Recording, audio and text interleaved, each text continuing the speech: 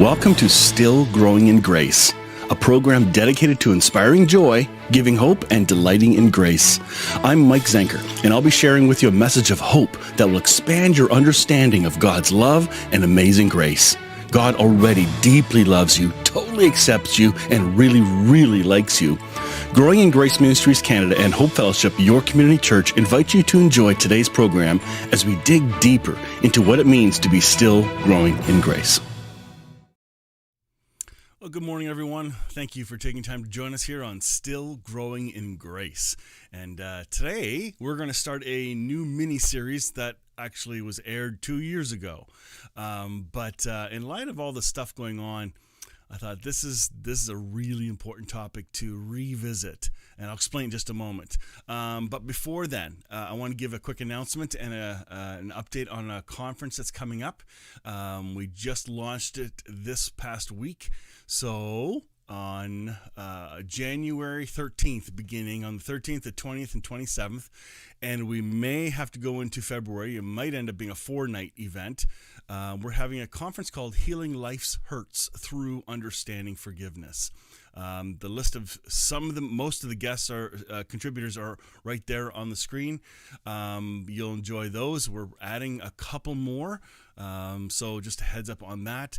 But you'll want to pre-register for this event. It's by donation.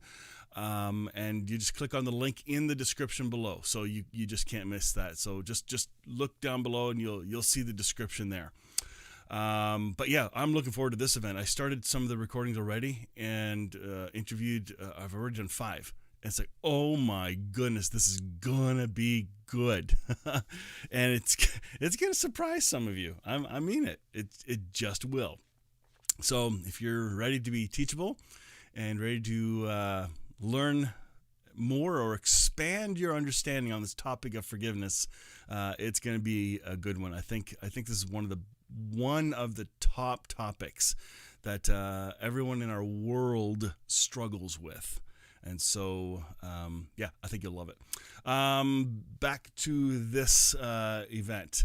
By the way, good morning, Linda, and good morning, Leo.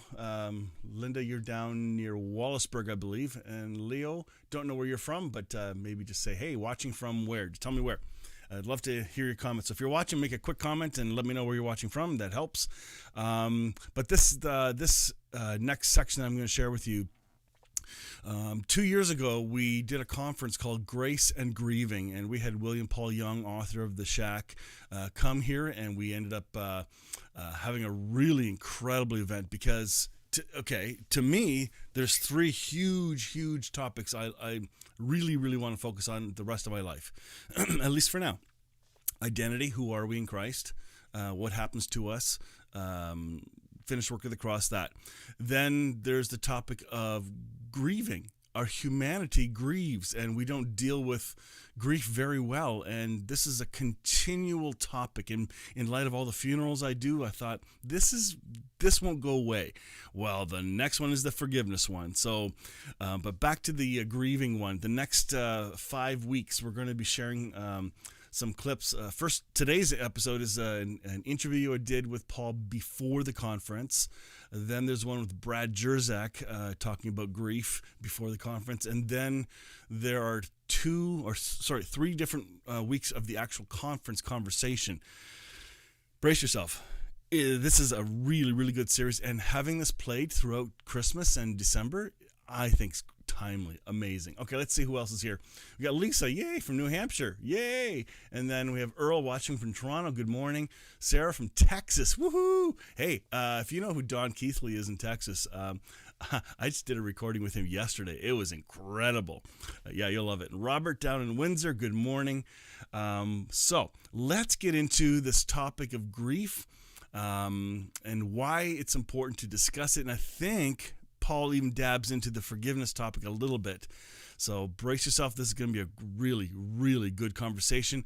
I apologize for my microphone in the interview. I thought I had the right microphone turned on while recording, but when I was done, oh my goodness, I was so disappointed. But I think you're going to enjoy this. So here we go. There we go. Welcome, Paul Young. I'm so glad you're part of this show today. Honored to be a part of it. Thank you. For those that are listening on local radio or podcast, this is a video interview ahead of time for an event coming up in January 18th. It's an event called Grace and Grieving, Finding Hope in the Pain. And I'm going to be chatting with Paul Young for two, at least 45-minute sessions, just chatting through the really tough questions. And so I want you to meet Paul ahead of time. I want to even look at his background a touch here, because The Shack is kind of a big book, which drew all of our attention. And I want to see how we can bridge some hope to people that need it. So, Paul, thank you. This is really, really cool. Honored to be here. So, yep. Paul, and like you mentioned, everybody experiences two things in common: loss and love. And it's inside that mix of loss and love that our lives are being discovered, expressed, experienced. And so the idea of grace and grieving is about love and loss. Yeah. So I'm going to cheat. I'm going to give you an easy question. The book, The Shack, maybe you could give it. Some people may not know the story because you were here in 2013. I can't believe it was that long ago. Right. But you shared your story, the story behind The Shack, and we're catapulting or piggybacking that for this event because the book deals with a lot of stuff. Give us a quick summary of what led you to the book and what you've some of the results of the book that you've heard around the world. Oh my gosh! So easy question that could take hours, right? Right.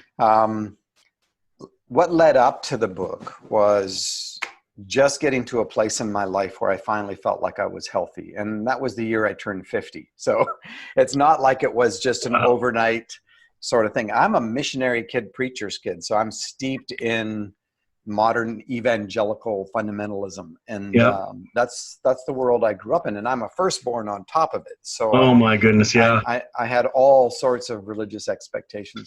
I'm 51 now. So it's like when the age I'm at now is when you began this. Well, I began it from a child, because I think the process in our lives is it wraps itself inside the world that we grow up in. And our experiences are never left behind. They are then worked into the sound that we become. So I can look back at my life and say, I can track it all the way back to my childhood and say there are certain things that I experienced as a child which were incredibly wonderful, and other things that were incredibly destructive. Child abuse started for me in a culture that is not, it's not my passport culture. It's culture I grew up in overseas, but the child abuse began inside of that culture before I was 5 years old. So, wow, that's amazing. It's terrible. And there's nothing quite like child abuse, as far as I know. There's nothing quite like child abuse that will tear up the fabric of the human soul. So again, growing up in a multicultural world was an incredibly wonderful thing. Growing up with a very angry father who didn't have a chip for being a dad was a very terrible thing. The sexual abuse was a terrible thing. Being sent away to boarding school at 6 and having big boys come at night and molest the little boys, that was not a good experience. But I thought you were on missions trip. It should have been extra safe. Yeah, right. No, I was part of a generation. I'm old enough to say that, there was a generation of us, and not just one. There were a number of generations of us that were basically sacrificed on the altar of mission. And there was a sense that if you were doing the work of God, you would be like Abraham, who was willing to sacrifice his son on the altar. That would be the real test, whether you could put your own children at risk. And that's not an accusation. My parents were trying to do the best that they knew how, inside of a frame of reference of a religious conviction that I think originated in compassion, in a sense, because there's a longing in us to actually do something in the world that matters, that expresses truth and goodness and reality, but it comes packaged in our own experience. And so it's layered with all the damage we've had, with all the sense of abandonment, or, we have 12 grandchildren right now. Wow. And they're all 12 years old and under. And one of them is adopted from Uganda, and she was basically a throwaway child in a world where she wasn't wanted. And she's now in second grade, but we're going to have to deal with some things because it comes with that experience. There was a time where she basically lived on weak tea and white bread. I mean, that was her sustenance growing up. And so, there are some things that are going to have to be exposed and come to the surface because of the losses in her life. And love doesn't just make those things go away. Actually, love creates an environment where those things can be exposed and healing can happen. That sounds so opposite to what we grew up with, because the Western world thinks you gotta be passive then. If you're gonna be loving, that means passive and no confrontation. Yeah, right. Yeah. Well, I was with Richard Rohr, who's a Franciscan priest. Oh my goodness, he's amazing. He is amazing, and I did a conference with him on the Trinity, and so we were driving along, and he says to me, Paul, this may sound really strange coming from a celibate Franciscan priest, but he said, I think the greatest gift that God ever gave the human race is marriage. He said, because it puts you into proximity with someone where you can't hide your crap the way that you did. And a lot of us go into marriage thinking we're a certain kind of person, but the friction of exposure to relationship causes our crap to come to the surface in one form or another. Mine did, and part of the reason it took 50 years for me to heal is because I kept everything hidden. Because that's the way we grew up, right? Well, don't we also start our relationships dating only showing the best? There's no way we're going to show our crap. We're only going to show the best part so we can woo the other person, hook them into the ring, say the I do, and then what? Yeah, and I think most of that's subconscious. I don't think it's a conscious attempt. I agree. Totally agree. Yeah. So it's not like we've devised a plan to get past somebody's crap detector, Yeah. It's that we are all trying to survive. And that's a commonality in terms of loss, is that we all become survivalists. That is, we develop certain skill sets in order to have a sense of being safe. For example, lying. Everybody, they don't like lying. They are against lying. And yet most people employ that survival mechanism in one sense or another. Or you don't tell the real truth because of you don't tell the whole truth, because of the repercussions or the consequences. And so you learn to guard yourself, For me, my dad was an abusive disciplinarian, and lying became a survival skill to try to get out of the beatings, and that and begging, So, over time, lying worked some of the time. And so it became part of the arsenal of survivalism. And then I drug that into my other relationships where I didn't want to deal with the emotional repercussions of a particular conversation. And, and it happened, thank God, I'm married to an incredibly powerful and strong woman who wouldn't allow me to just stay hidden. Wow. Right? She's all about exposure. And I think exposure is a good thing. I actually think it's necessary for the healing to actually happen. I think the unexposed is the unhealed. So it's like an honesty that's forced. Like instead of protecting the lies, the exposure means I'm exposing who I really am. Do you still love me? Yeah.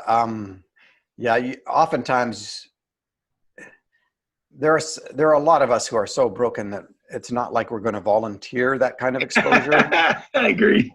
we have to actually get caught.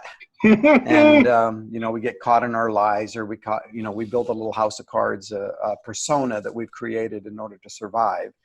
And at some point, and I think God has absolutely the intention of destroying anything that is in us that is not of love's kind, which would include every part of what we fabricated as a survival persona, an avatar.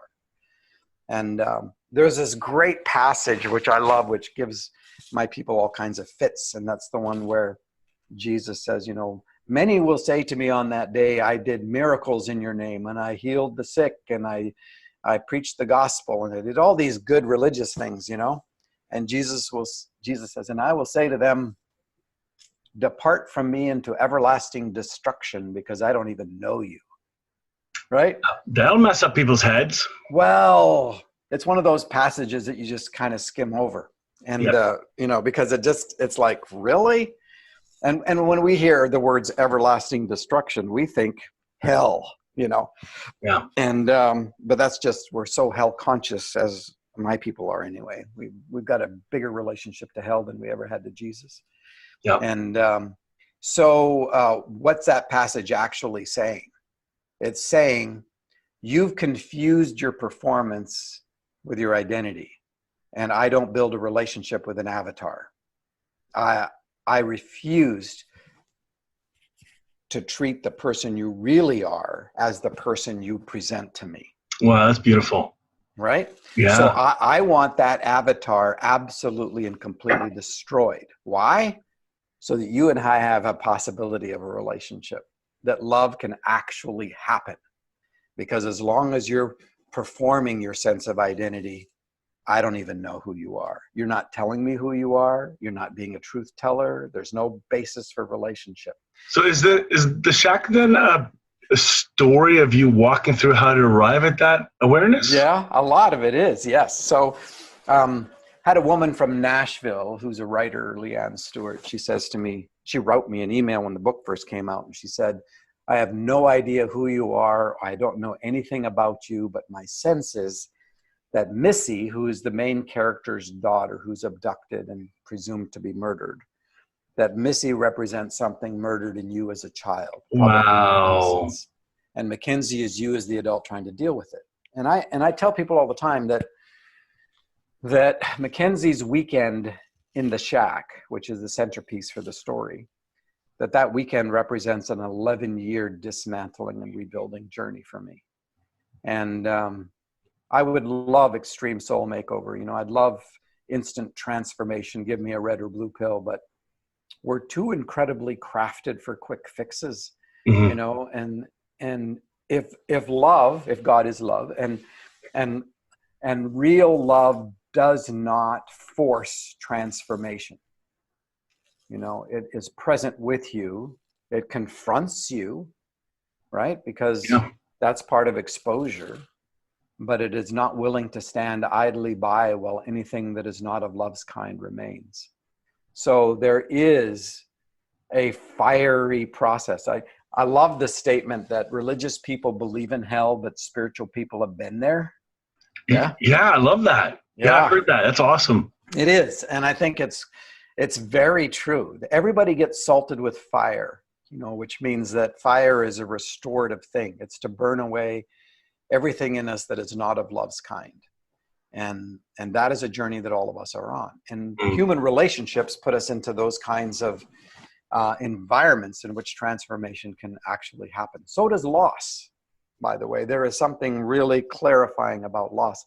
I have a bunch of friends on death row in Tennessee, in Nashville, in Unit 2 of Riverbend Penitentiary. And these guys have become my friends over the last few years. And I was talking to Terry, one of my friends there, who I know the best of all the guys there.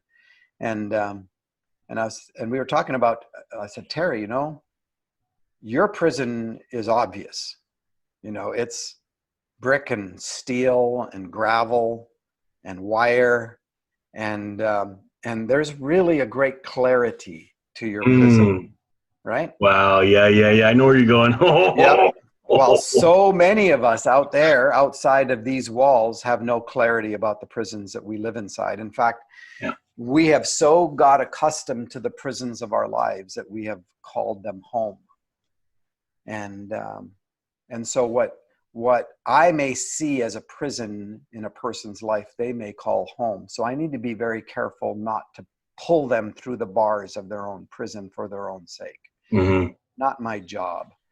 No, but some religious people want to. They have a little tiny sliver of awesome good news, and then they use it as a fire hydrant on people instead of a reverse osmosis tap. Like, don't overdo it. Be loving and gentle. Don't overdo this little nugget you have, because that's even a limited nugget. Even you think you know the world, but no. Yeah. That's what I think your book has done that for me. It has woken me up to slivers of question, or making me address questions, or at least be aware there are questions I had. You put words to them, and now I got to process them. It's like, wait a minute, somebody actually said that? I've been thinking that the whole time, but now I don't know how to walk through it. And then your book does. Yeah. So, like I said, extreme soul makeover would be much easier than the process of transformation. Yeah. And so going back to something you had said earlier about creating a persona in order to win the love and the affection of someone, like the dating thing. Mm-hmm. And here's the difference between real love and infatuation, because infatuation is what the Greek would call eros, which is not a term that's used in scripture, by the way. Mm. And it was considered an absolute diabolical, not even a reality. It was considered such a delusion that it carried a demonic name associated. Wow. Yeah. I've only heard the softened version that it's self-seeking, self-centered. That's some dumbed down stuff. Or that it's erotic, and therefore the sexual part of love, or the romantic part. Right? But that messes up the physical, sexual, healthy perspectives on it if you associate that with that. Correct. But that's what has been done in our culture, and also within some of our religious Christianity too. We've created eros as one of the kinds of love that has some sense of legitimacy, whereas I don't think it's legitimate at all. I think our equivalent would be infatuation. And infatuation is where you are pulled out of your senses based on what? Based on projecting your own needs through an object. It's relational porn is what it is. It's pornography of relationship, where it's not just an image on a screen or an image in a magazine or something. This is a three-dimensional image through which you are trying to love yourself. And infatuation is based on not knowing. And that's the point I'm trying to get to, is that real love is always based on knowing. Therefore, that which keeps you from being known has to be exposed and destroyed, right? Which would be all the survival skills and all this. And a lot of that we have so incorporated into our existence. That's why I say we call our prison home, that it's what we know.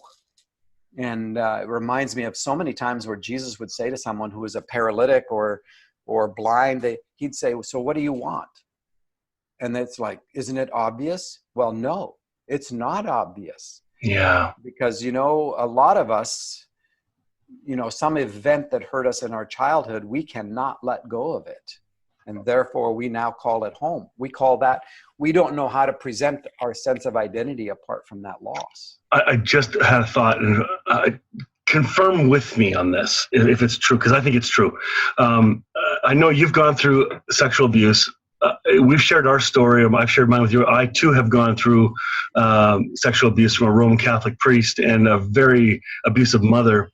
But it wasn't until I was like 45 years old that some triggers woke up, and I'm finding more and more men especially that aren't able to even talk about, or something's going on in them at later age in life, not when they're younger or when they're getting married. But have you found a lot of more mature men are suddenly now waking up to, I got to deal, what is going on? Something's waking up and I don't know what to do about it. Does that ring a bell to you? Absolutely. And there's no question about it. A lot of times you have the psychological resources to just bury stuff. And what you do is you turn outward. You turn into workaholism or alcoholism or some kind of addiction, mission work for God or creating a ministry, or I mean, you can put it into any category you want. And Ouch. well, it's the truth. That's what we do, right? Rather than do the internal work is where the real work is done. We then make our job to do the external work, and everything becomes performance and presentation. And that's the avatar that Jesus wants to destroy. Wow. Right? And so we then create an identity based on our performance. And in the religious community, it would be like, having a religious title or having a religious mission or all of that. But what happens is that suddenly, you've managed to survive until you're an older man. And one, your internal resources aren't as capable. The focus is no longer so much on the outside, especially if you've got kids and grandkids. Grandchildren will change you in a way that your children weren't capable of doing. And I have no idea. Yeah, no, trust me. It's the truth. And but again, it's like all of a sudden there's more space, and into that space comes all these conversations you've never had, and all these elements of exposure that you've never allowed. The secrets will find their way to the surface at some point, and they're getting purged, right? It's like the fire of gold, whatever, is purging all the stuff that shouldn't be there out. Yeah, and that heat is necessary in order to melt so that the crap comes to the surface. I don't like southern heat that's in like the tropics and stuff in the Caribbean. I don't like the emotional heat. That's hard. Yeah. It is devastating. And it's not just hard. It is cataclysmic sometimes. And that's what a lot of us, I mean, we've just piled the locker full of crap, and then keep trying to keep the door shut, and it's poisons leak out and begin to devastate our relationships. Unforgiveness is like that. Yeah. Unforgiveness is like wearing a corpse, I'm just finishing on this Still Growing in Grace radio program, a series on healing life's hurts through understanding forgiveness. And it's about a 15-week series. And the one that just aired today was on the last myth of what forgiveness is not. And it happens to be forgiveness is not, as in not the same thing as reconciliation. And I think it's one of the greatest hindrances preventing people from forgiving someone, because they've been told, well, that means I have to automatically go in connection. But before you respond, we're coming to the end of this half of the program, and we're going to continue the second half in just.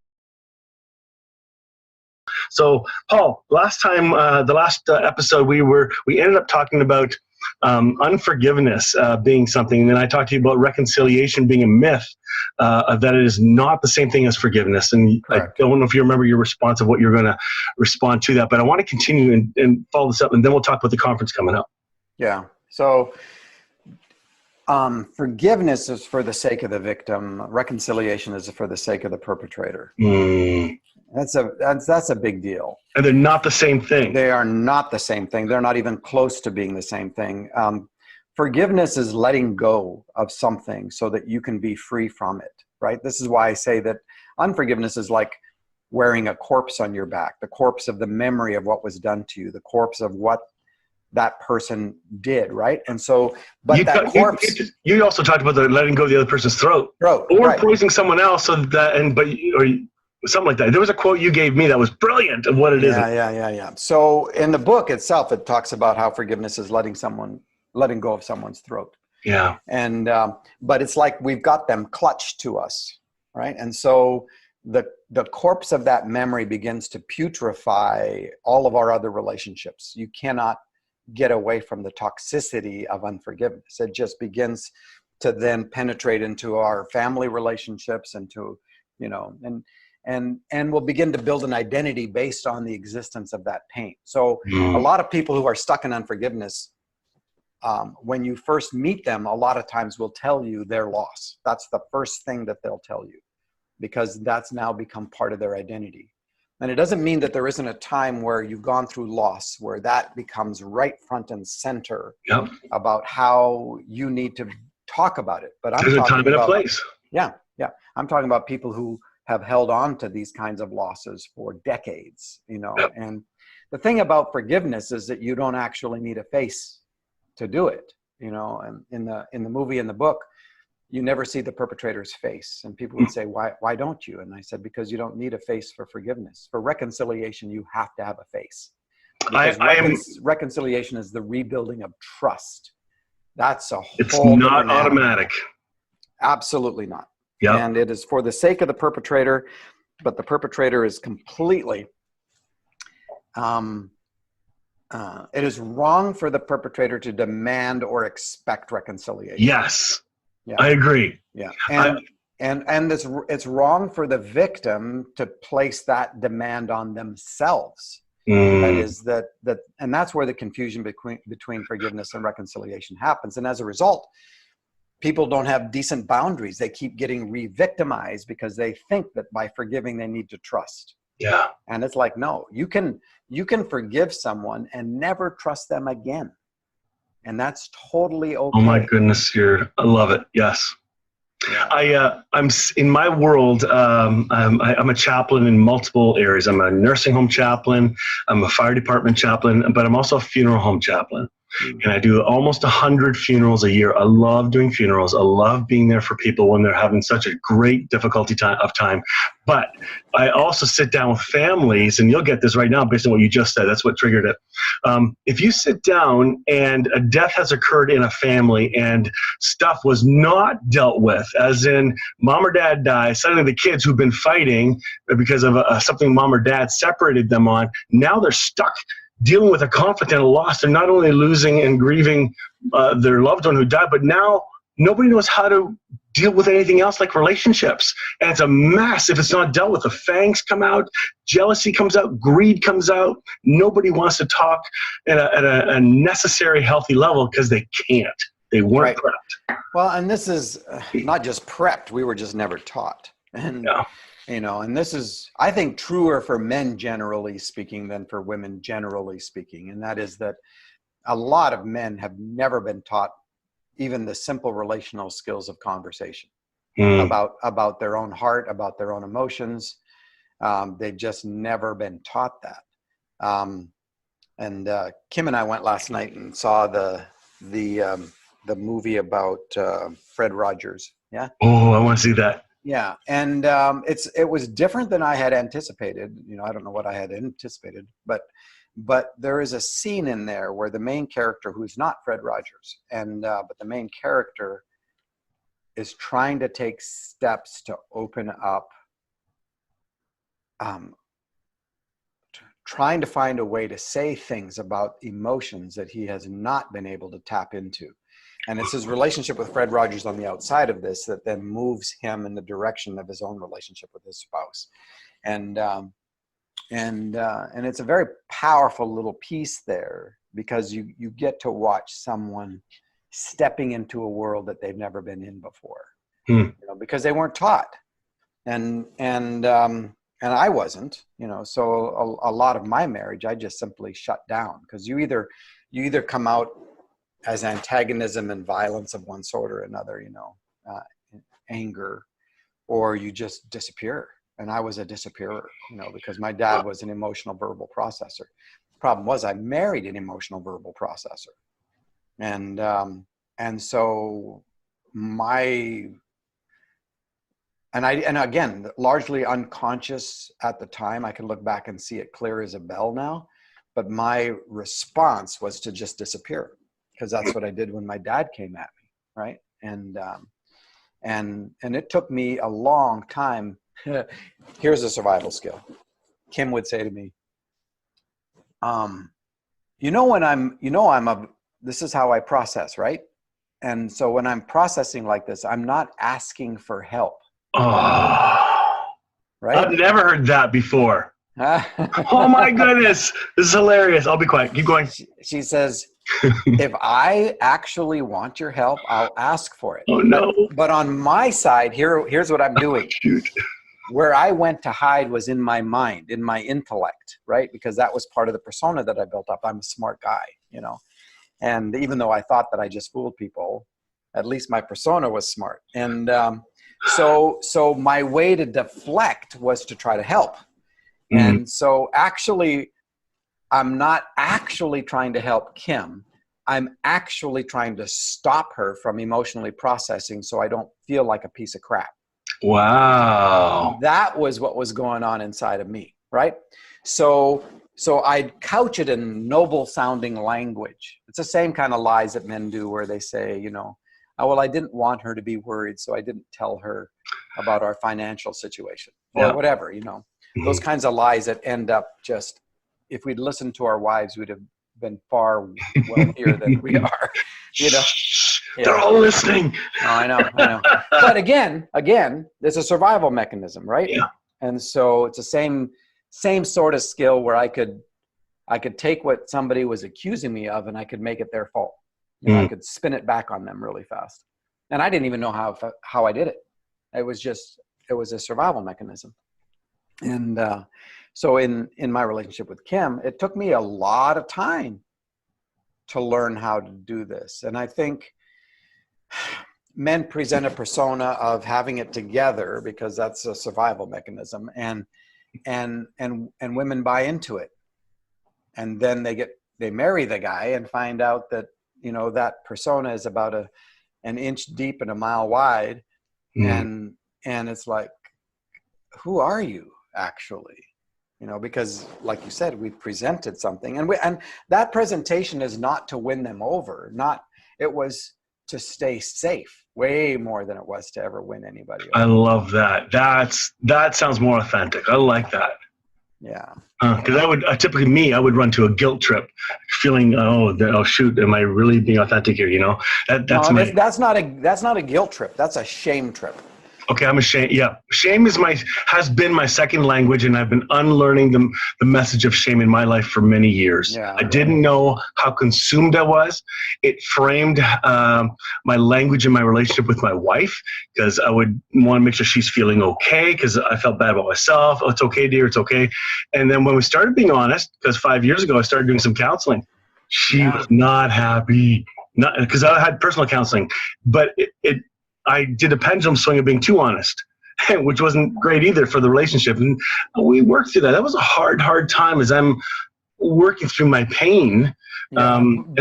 By too honest, do you mean that you didn't know how to communicate the truth in such a way that it wasn't abusive? Because it wasn't abusive. I think I was saying things for the sake of, here, I gotta say it. This is how I really feel. It may sound harsh, but I have to find out. I gotta be honest and not say and say the opposite, where I would not say the truth, and then eventually, through some counseling help, I was encouraged to, you know what? Don't regress. Be firm. Say this. I've not talked about this. Here it is, and it really rocked the boat a little bit for. Sure. Well, of course it will. But I'm kind of going after the idea of being too honest, as if you were partly now going to go back to lying, you know. And so I don't think your language is legit. I think what you're doing is you're saying, I was trying to learn how to communicate and didn't do it kindly. Right? Yeah, because she sometimes says I sound mean, but I don't feel I'm being mean. I'm trying to verbalize something. Right. Yeah. But you've got a pattern of relationship in which, you know, the way that you come across is, because I know this from personal experience. I did this to one of my girls not a month ago, where I'm trying to be objective and helpful, and I absolutely trashed something that was precious to her. Ouch. Yeah, I've done that too, and I feel bad for that. I'm trying to learn. Yeah. So yeah, I was trying to be honest, but actually there was a whole lot of other crap going on underneath that I didn't realize. It's almost like you need a guide to walk through that. You can't, as a couple, you need someone to sometimes coach you through, to referee the conversation. Yeah, sometimes. Yeah. Sometimes. You know, I think you can. It's better to be in the midst of that conflict than to just hide it completely. Yeah. You know, and that's a hard thing for us, especially when conflict has been such a marker for the way we've grown up. and then our avoidance of it has been our survival skill, you know. And so it's like, oh my gosh. So it is learning a new way to communicate, learning a vocabulary that we didn't have before. Yeah, I had no idea your tone mattered. Yeah. Well, you know, even interpreting scripture, tone matters. I know. So okay, we got about 10 minutes left. Okay. I'd like to dig into the conference coming up, and my goal is to address some big questions people have. And I'm wondering if you have some pretty quick ones off the top of your head that typically come your way. People are asking you some of the jugular questions of where's God in this pain? If God is good, how could he let this happen? Like God in suffering. That's a huge one right there. Theodicy is what the technical theological term is. And it's will we have time to address that in the conference, do you think? Is there? There's no question. You can't avoid it. Okay, good. If you're going to deal with loss and grief and suffering, it's like, you know, it's like I have 2 cousins who both took their own lives because of schizophrenia, you know, and it's like, so if there's a God who's good, how come, you know, or where was God in this? Or, you know, we love the why question as if that was going to solve something, but yeah, you cannot avoid if there is any sense of a transcendent goodness, a transcendent divine nature of love, then it runs smack into loss. And it's like, what do you do? You know, we've had the losses. I told you some of my own personal losses. But, you know, we had a 6-month period where we were just married, and Kim's mom goes in for routine surgery, has a massive coronary at age 59 and passes away over 3 days. But 3 months before that, my 18-year-old brother, Stephen, was killed. And 3 months after Shirley died, my 5-year-old niece, Jennifer, was killed the day after her 5th birthday. Wow. That's a lot. Oh my gosh. By the time that Jennifer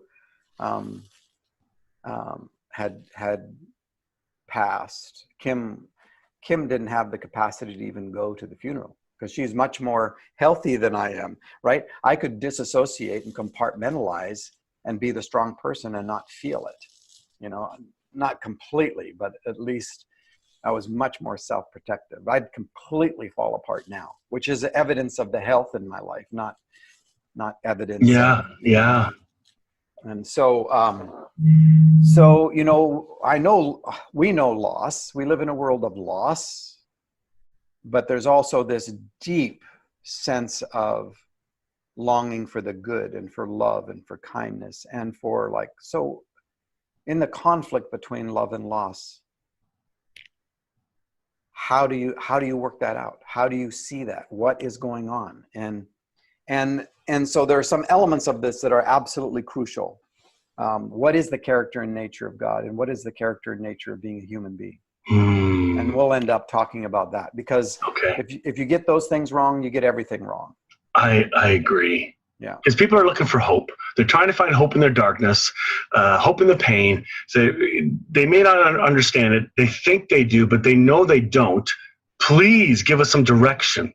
And so, and direction's it's not going to be the solution.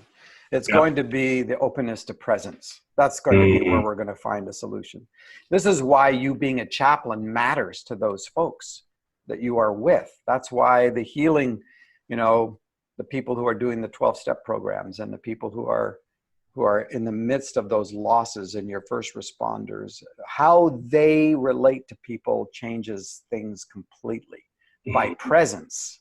You know, I was in Eastern Oregon, and during the question and response time, someone asked me, they said, I'd like to get your comment on this Irish quotation that when you die, the only question that will really matter is, did you have any impact? That's the question. So what do you think about that? And one is that they were talking about influence more than impact, right? But they're saying the only question that will really matter is whether you had an impact by your presence in the world. And I've never been asked that before. And it's one of those things that just was immediately there in my mouth before my mind could think about it enough. So it was actually came across as very brilliant, but it just was one of those things that made me look really good. And but what I said was, I've never heard a child ask that question. Wow. Because Oh, I said, you have to become an adult to ask that question, because a child assumes presence is impact, right? It's yeah. I'm here, I don't have to do anything. My question would be, who's asking that question in the first place when you cross over? Like, really? well, and like I said, you have to be an adult to ask that question. Yeah. Where suddenly performance has become the basis. That's a brilliant response. Huh. I told you.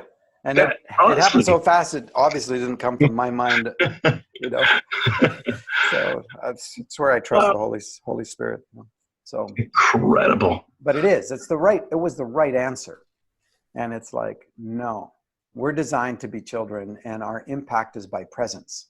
So it's a similar thing in terms of dealing in the midst of loss. When you're around people, it's not even what you say, because a lot of us don't know what to say, so we say stupid things. Yeah. And so what is it? What is it that shakes a person with a horrific loss? What does it do to them, and what kind of questions hit their heads? What have you seen and experienced? If you can put those into words, because somebody listening might go, "That's me." Like, what do you think? Yeah. You're gonna, everybody responds differently because of what they bring to the table. Yeah. And some people will lock up. Some people actually be emotional and lament well and grieve well. A lot of us we just are stuffers, we'll just bury it inside and we don't feel anything, and then we feel guilty about not feeling anything. Yeah. One, we don't know how to lament or grieve very well. Two is that we don't realize what a process grieving is. And so, there are times when it comes through just like a wave, it just rolls over you. And that's normal. That's okay. And then sometimes the body cannot handle the emotional intensity. And so it just backs off and you don't feel anything. And that's normal too. Yeah. And what people in general, what they long for in the midst of loss is simply presence. Someone who is with them, who doesn't have to say anything. But you don't need a degree for that. No, you absolutely. In fact, the degree can sometimes be an inhibitor, and because then you think you got to say something and solve something or fix something. And this is not something to be fixed. It's something to live inside of and walk through inside one day's grace at a time. And that's it, it's, but it's very clarifying. This is why I think you like funerals, is because, it suddenly, real things come to the surface. Death is absolutely wrong. And part of what we need to learn how to do is be furious about things that are wrong. And, but at the same time, if there's any backhanded grace to death itself, it's that it clarifies a lot of things. It brings to the surface that which matters. Suddenly, all the 80-hour work week doesn't matter if the person you love is no longer there. Yeah. It's a clarifying. Clarifying fire. I had a husband give his wife's eulogy the other day, as she had taken her life. And in the eulogy, he said, I always said I'm going to die first. And then you said, no, I want to die before you. And then he pretty much yelled it out, but I didn't want it to be like this. And he was angry. And I thought, brilliant. Yeah, it was like a moment of, it was really articulate. And I'd not heard that in a service in 20 years. Just that millisecond of pure emotional truth that didn't need a definition. It was like, wow. And it gave permission. In the Shaq movie, I don't know if you've seen it or not. Oh, yeah. Okay, so there's a scene where Mackenzie, who's Sam Worthington's the actor, and he's bringing down the body of his daughter. And he said to Gil Netter, the producer, he said, by this time in the movie arc, in the storyline, Mackenzie has dealt with forgiveness. He's dealt with loss. He's dealt with the issue of his dad. He's all this. He said, I think this should be just a scene of closure. I think I'll play it very, low key. And Gil laughs. It goes like, you do that. Well, he tried it a dozen times. And every time when he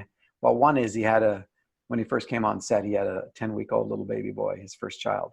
So now he's holding a child that's, not much bigger. And every time he got into that scene, he fell completely apart. And one of the greatest gifts of the movie is that scene, because it gave people permission to grieve the losses, because they are losses.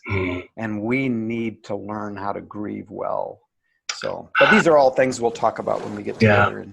Well, that's kind of what I hope this event will be, is another step in teaching us how to grieve well, find hope in the grief. That's not the end of the road. It's part of the road. Oh, man. I hope you guys enjoyed that. That was a really good conversation. Again, I'm watching with you as you are enjoying this interview or conversation. Yeah, I've learned a lot since that first aired 2 years ago. Yeah, I thank you for all the comments. I got to read the comments as we're going down the list and going through this, and it's quite incredible. Next week's gonna be really good too. I think next week it'll be Brad Jerzak talking about grief as well. It's such a big topic, and it's at Christmas time. Often grief comes to the surface in a way that we're just not ready for. We just didn't see coming. And yeah. All right. Just a heads up. I'm going to show this. Please consider this event coming up in January. Share it on Facebook. The Eventbrite link is below in the comments. So make sure you click on it, read it. That link will be updated continually, because the actual schedule and topics won't be listed until probably a week or two before the actual conference. I may put some of them on early because I now know what some of them are, but man, it's gonna be good. So again, it's all about relationships and connecting and our own vulnerability. So I hope you enjoyed that. All right, thank you so much. I look forward to connecting with you all again next week. And I hope this encouragement conversation was an encouragement to you. All right. See who's on here. We've got Lisa. Good morning, Lisa and Marianne. I believe you're in Australia. My buddy Sean. Yay. Sean, if you were watching the whole thing, I think you were laughing with me on a few parts. Sean's an old friend of mine. We kind of grew up together. He's a great guy. And then we have Anna. Anna is actually one of our contributors for the conference. So I'm going to do an interview with her and hear from her lens on this topic of forgiveness. So that I'm really looking forward to. So that's going to happen soon. Wink, wink, hint, hint. And that's all I got for now. I hope you guys have a great week. Comment and share. See ya. Join me next time on Still Growing in Grace for more good news. Enjoy previous episodes by downloading our podcast at growingingrace.ca. You can also visit hopefellowshipycc.com to find our service times and location. If this show has been an encouragement to you, please consider making a donation today at growingingrace.ca and help us keep spreading this good news. Thank you again for tuning in to Still Growing in Grace.